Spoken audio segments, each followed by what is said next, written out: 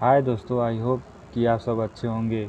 आज हम बात करें नील कमल सिंह के बारे में, जिनका कोई भी गाना आते ही यूट्यूब पर ट्रेंड करने लगता है। आज उनका फिर एक गाना है जो 7 नंबर पे ट्रेंड कर रहा है, जिस गाने का नाम है मिला दो जान से, जिसे नीलकमल सिंह ने बहुत ही अच्छे आवाज़ में गाया है। और यह गाना सृष्टि उत्तराखंडी पर फरमाया गया। इस गाने के लेखक छोटू यादव हैं और म्यूजिक बी जॉर्ज ने दिया है।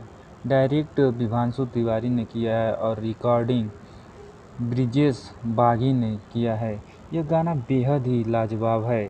यह गाना आपको कैसा लगा, आप हमें कमेंट सेक्शन में कमेंट करके बता सकते हैं। और वीडियो अच्छा लगे तो लाइक करना ना भूलें, और चैनल पर नए हैं तो चैनल को सब्सक्राइब जरूर करें। दोस्तों, इस गाने को नीलकमल सिंह ने कितना दर्द भरे दिल से गाया है।